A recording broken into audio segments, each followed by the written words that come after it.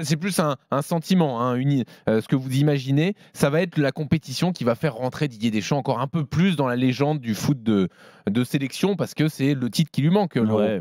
Oui, mais je pense qu'il y est déjà. Ouais. Il y est déjà automatiquement. Alors après, c'est toujours pareil. On reste souvent sur la dernière impression, sur la dernière image. Est-ce que ça sera sa dernière grande compétition? A priori, non. Il a un contrat qui l'emmène jusqu'à la Coupe du Monde aux États-Unis, au Mexique et au Canada. Mais si jamais ça se passe pas bien, je vois pas comment. Du moins, si ça se passe mal, en effet, je vois pas comment Didier. N'enlèvera pas ce qu'il a fait avant, tu veux dire? Non, mais ça retirera pas ce qu'il a fait avant. Tu le vois pas continuer, je c'est ça vois que t'allais pas dire? continuer, mais comme je le voyais pas continuer après la Coupe du Monde, quoi qu'il se passe, et à l'arrivée, il m'a surpris, il a prolongé. Mais si ça se passe mal, je le vois pas continuer parce qu'il y aura énormément de critiques et puis il y aura toujours des personnes qui sont là pour prendre la suite. Et là, je pense à Zinedine Zidane. Tu vois, c'est toujours pareil. L'ombre, il sera toujours là. Et si ça se passe mal, d'autant plus. Et je pense que cette pression-là, il vit avec aujourd'hui, mais ça sera sa dernière et on restera sur, malheureusement, une image d'un échec. Mais n'empêche que, voilà, tu la gagnes ou tu la gagnes pas, il a apporté tellement à cette équipe de France depuis qu'il a pris la succession de Laurent Blanc que c'est difficile de lui dire ah bah oui mais il rentre pas dans l'histoire parce qu'il a pas fait gagner l'Euro à la France. Non, moi j'y crois pas.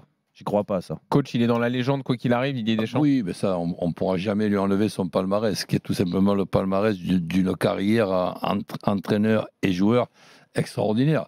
Et donc, je le suis avec beaucoup d'attention et beaucoup de curiosité, parce que faire une carrière comme ça, c'est tout simplement impensable. Et là-dessus, je le félicite bien évidemment, d'autant plus que dans mes habitudes, je dis toujours qu'on progresse à tout âge. Et là, je le trouve totalement différent dans sa façon de s'exprimer, dans la façon de faire évoluer son équipe. Quand je pense qu'un Didier Deschamps, j'enlève l'histoire d'un Matuidi ailier gauche, il pensait que son équipe était plus costaud et ça lui a donné raison en 2018.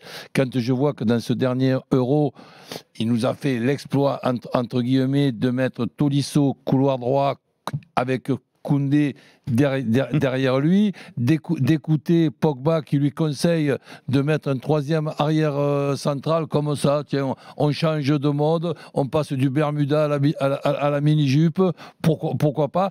Et là, j'avais trouvé un Didier moyen, avec notamment des choix. Et là, depuis justement cet Euro, je le vois en progrès. Dans les conférences, je le vois beaucoup plus souriant. Je le vois en train de plaisanter, alors qu'il était un petit peu bloqué, entre guillemets, parce qu'il y avait beaucoup de critiques malgré ses bons résultats. Et là, quand je vois les 4 offensives de l'équipe de France, j'ai dit...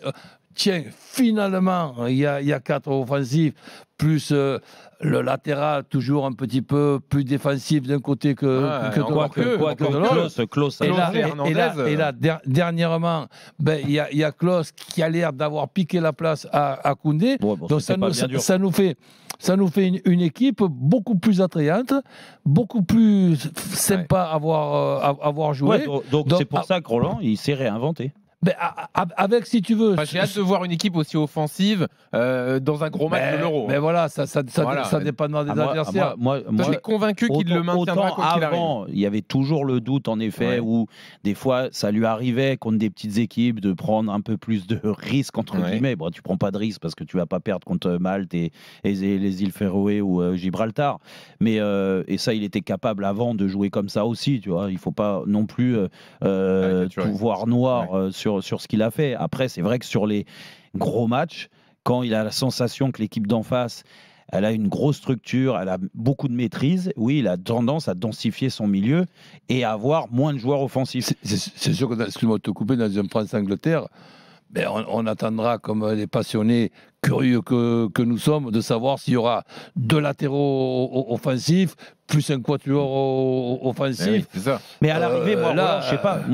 Moi, je vais vous dire, je vais peut-être choquer quand je dis ça. J'en ai rien à carrer moi de ça en fait, parce qu'il peut jouer avec un joueur offensif en moins. Ouais. Mais je suis désolé, mais ça, c'est la personnalité des joueurs qui se. Je ne crois pas qu'il y aura un petit Koundé arrière droit.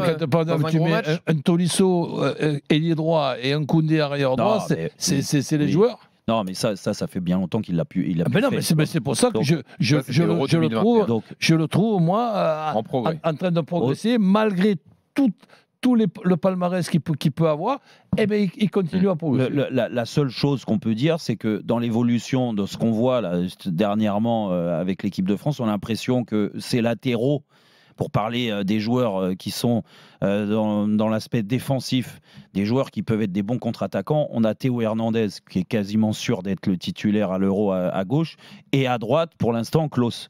Après, c'est fragile tout ça, et il peut amener, oui, en effet, sa réflexion à dire, oh, bah, écoute, là, on va concéder un peu plus, on va reculer, donc je vais mettre un central droit, axe droit, arrière droit, c'est-à-dire Pavard ou Koundé. Mais est-ce qu'en faisant ça, tout de suite, on repasse sur un schéma très défensif? Moi, je ne suis pas sûr. Bon, moi, je te dis, ça dépend de l'animation, ça dépend du milieu de terrain. Tu sais que Griezmann va être là, mais Griezmann, est-ce que ça va être un Griezmann offensif qui va être derrière l'attaquant ou voire comme un deuxième attaquant, ou un Griezmann qui va être dans le milieu de terrain?